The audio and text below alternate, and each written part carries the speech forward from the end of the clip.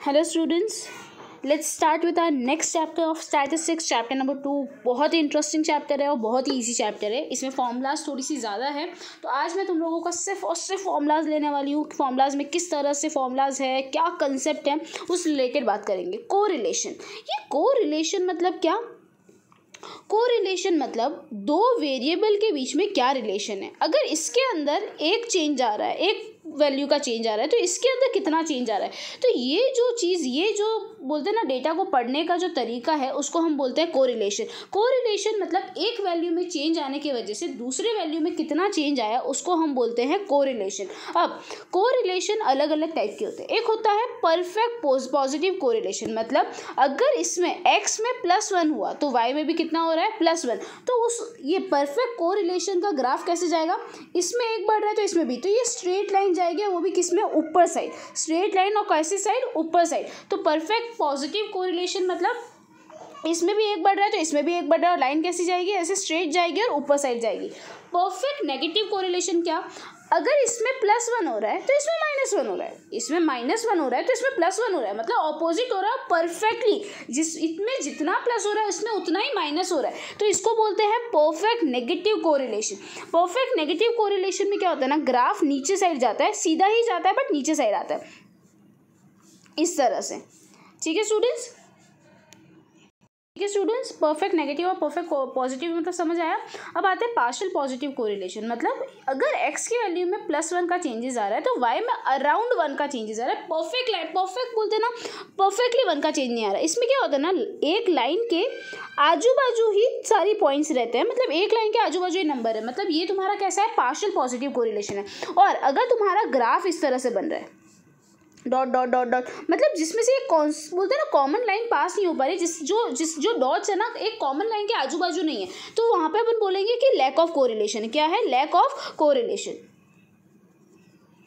ठीक है स्टूडेंट, समझ आया क्या कंसेप्ट है। अब आते हैं अपनी फॉर्मूलाज के ऊपर। Karl Pearson product movement method में सबसे पहले आर मतलब कोरिलेशन। कोरिलेशन की फॉर्मूला होती है covariance of XY upon standard deviation of x into standard deviation of y। इसका मतलब क्या, इसका मतलब covariance of XY upon SX into SY करें तो अपन को R मिल जाएगा। पर ये कोवैरियंस क्या होता है और ये SX और SY क्या होता है। कोवैरियंस अपन ने 11th में भी देखा था। वापस इसकी कुछ दो फॉर्मूलाज अपन यहाँ पे देखेंगे। कोवैरियंस की एक फॉर्मूला होती है sigma x minus x bar. What is this x bar, x बार मतलब मीन। ठीक है, वापस एक बार देख लेते हैं फॉर्मूलाज। कोवैरियंस XY मतलब sigma xi minus x bar multiply by yi minus Y bar. मतलब यहाँ पे तुमने ये xi माइनस एक्स बार निकाला, ये yi माइनस वाई बार निकाला, ये 2 निकाला, ये 4 निकाला, ये 3 निकाला, ये 2 निकाला। 2 4 ज़ा 8, 3 2 ज़ा 6, टोटल कितना है 14। ये तुम लोगों को, इसको तुम बोलोगे सिग्मा x माइनस एक्स बार y माइनस वाई बार। मतलब इन दोनों को मल्टीप्लाई करने के बाद इनका टोटल, इसको अपन बोलते हैं सिग्मा x माइनस एक्स बार और y माइनस वाई बार। ये SX और SY मतलब तुम लोगों का स्टैंडर्ड डेविएशन। स्टैंडर्ड डेविएशन की फॉर्मूला, एक फॉर्मूला तो ये होती थी sigma xi minus x bar raise to जितना भी n है वो रेस टू 2 अपॉन n, यहाँ पे 2 रेस टू 2 अपॉन n।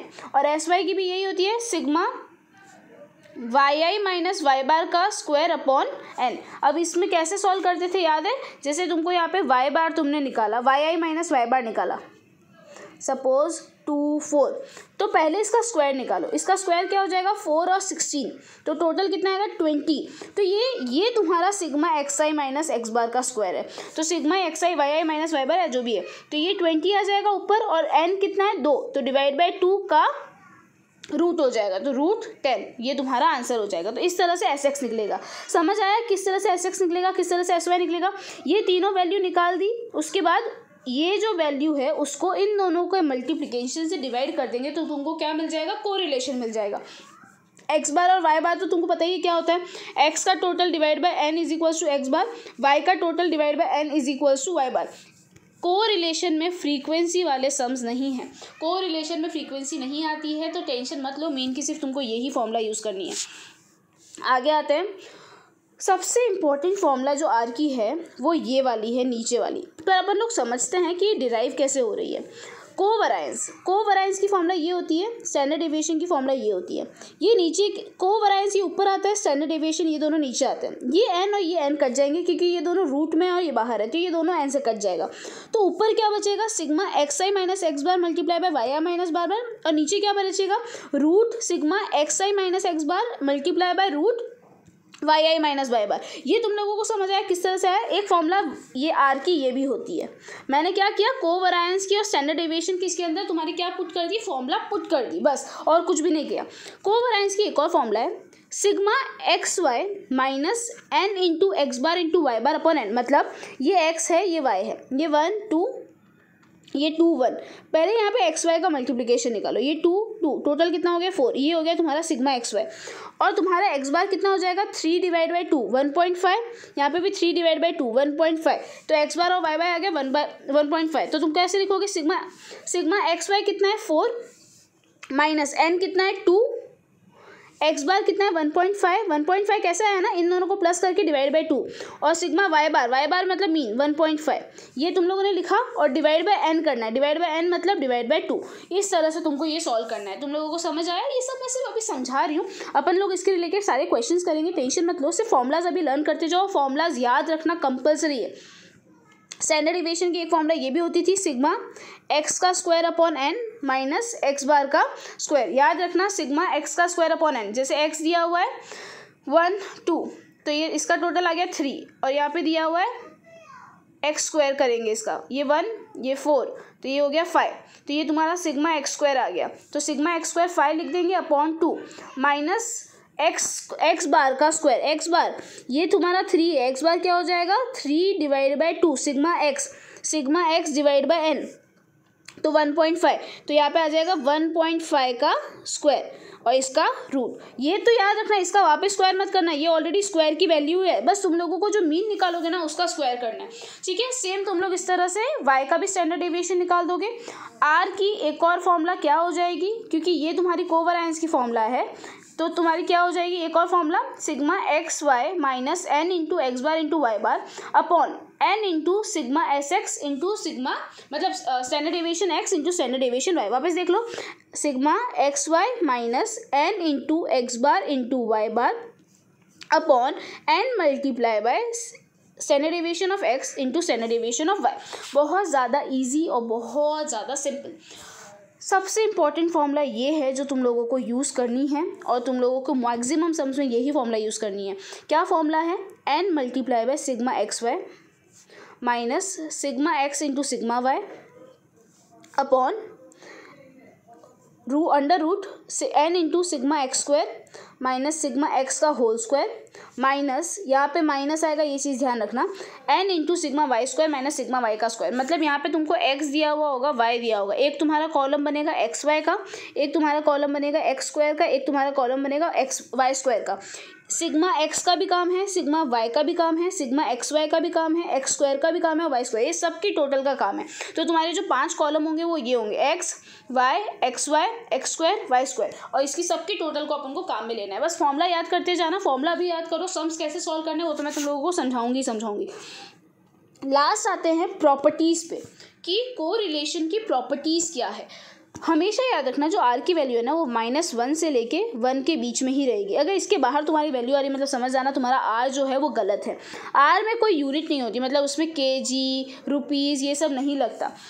अगर आर एक्स वाई 0.7 है तो आर वाई एक्स 0.7 ही आएगा। मतलब जो रिलेशन x और y के बीच में है वही रिलेशन y और x के बीच में होगा। मतलब जो रिलेशन, या तुम लोग समझो ना, ये हस्बैंड है ये वाइफ है, हस्बैंड वाइफ का एक दूसरे के साथ जो रिलेशन है, हस्बैंड का वाइफ से जो रिलेशन है, वाइफ का भी हस्बैंड से वही रिलेशन होगा, राइट। मतलब ये सब बोलते हैं ना, सिर्फ उल्टी सीधी बातें कर रहे हैं कि भाई अगर ये एक्स वाई का जो कोरिलेशन है वाई एक्स का भी वही कोरिलेशन होगा। Correlation does not changes with the change of origin and scale. मतलब अगर तुम लोगों ने, जैसे ये तुम्हारी एक्स की वाई है, वाई की वैल्यू है 2 3 4 5 2 3 4 5 नहीं, एक बार कुछ और लेती हूँ, रुको, एक्स वाई 2 4 6 8 2 4 6 8 दिख रहा है। ये पूरी वैल्यू 2 से डिवाइड हो रही है, ये भी 2 से डिवाइड हो रही है। तो मैंने क्या किया ना, इसको भी 2 से डिवाइड कर दिया, इसको भी 2 से डिवाइड कर दिया। तो यहाँ पे क्या आ गया 1 2 3 4, यहाँ पे भी क्या आ गया 1 2 3 4। ऐसा बोल रहे हैं जो कोरिलेशन 2 4 6 8 और 2 4 6 8 में होगा ना, वही रिलेशन ये 1 2 3 4 1 2 3 4 में होगा। मतलब अगर आप लोग x और y में से कुछ कांस्टेंट वैल्यू को डिवाइड कर देते हैं या उसके साथ कोई कांस्टेंट वैल्यू को मल्टीप्लाई कर देते हैं, तो उसका जो बोलते हैं ना कोरिलेशन, जो वैल्यू चेंज होने के बाद जो कोरिलेशन है वो चेंज नहीं होता है कभी भी। ये चीज़ याद रखना, ओरिजिन और स्केल्स की वजह से कभी भी तुम्हारा कोरिलेशन चेंज नहीं होगा। मोरओवर एक्स है वाई है 1 2 3 4 1 2 3 4 तुमने कोरिलेशन निकाला, फिर तुमने क्या किया, x को माइनस कर दिया, x की वैल्यू को सारी को माइनस कर दिया। अगर तुम लोग एक वेरिएबल की वैल्यू को माइनस कर देते हो तो तुम्हारा कोरिलेशन भी माइनस हो जाएगा। पर अगर तुम लोग दोनों वैल्यू को माइनस कर देते हो, या दोनों वैल्यू बोलते हैं ना, अगर तुम लोग एक ही वेरिएबल की वैल्यू चेंज करते हो, साइन चेंज करते हो, अगर साइन सिर्फ एक वेरिएबल की चेंज होती है तो कोरिलेशन भी चेंज हो जाता है। पर अगर साइन दोनों वेरिएबल की चेंज होती है तो कोरिलेशन चेंज नहीं होता है। ये चीज़ ध्यान रखना। आगे आते हैं, बस तुम लोगों का मेन प्रॉपर्टीज़ यही थी। वापस देख लो कि आर की वैल्यू हमेशा -1 और 1 के बीच में आएगी, आर की कोई यूनिट नहीं होगी। एक्स और वाई का जो कोरिलेशन है, वाई और एक्स का भी वही कोरिलेशन होगा। उसके बाद वो ओरिजिन एंड स्केल की वजह से चेंज नहीं होगा। अगर अपन एक वेरिएबल में चेंज कर रहे हैं, एक वेरिएबल की साइन में चेंज कर रहे हैं तो कोरिलेशन भी चेंज होगा। अगर दो वेरिएबल की साइन में चेंज हो रहे हैं तो कोरिलेशन की साइन चेंज नहीं होगी। एक बार वापस फॉर्मुलाज रिवाइज कर लेते हैं। फॉर्मुलाज क्या क्या थी, R is equals to covariance of sigma X Y upon standard deviation X into standard deviation Y. उसके बाद कोवेरिएंस की फॉर्मूला क्या थी, sigma X minus x bar into Y minus Y bar upon N. Standard deviation X की formula क्या थी, under root sigma X I minus x bar का square upon N. Standard deviation Y की formula क्या थी, under root sigma Y minus Y bar का square upon N. X bar की formula क्या थी, sigma X upon N. Y bar की formula क्या थी, sigma Y upon N. Right.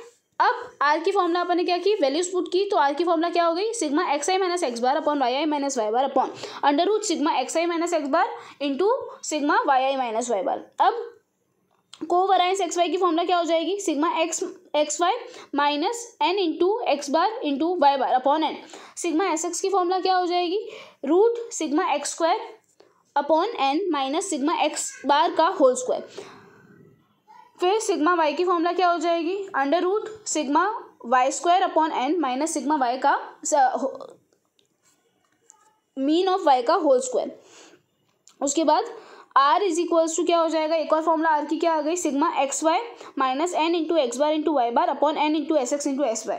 उसके बाद लास्ट फॉर्मूला क्या हो जाएगी, N into sigma X minus sigma X into sigma Y upon under root N X sigma X का square minus sigma X का whole square minus N into sigma Y का square minus sigma Y का whole square. Okay students, एक minute students, यहाँ पे minus नहीं आता, यहाँ पे तुम्हारा मल्टीप्लाई ही आएगा।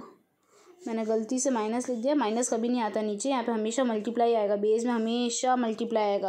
ध्यान रखना इस चीज़ का स्टूडेंट्स, मैंने गलती से माइनस लिख दिया, यहाँ पे मल्टीप्लाई ही आएगा हर केस में।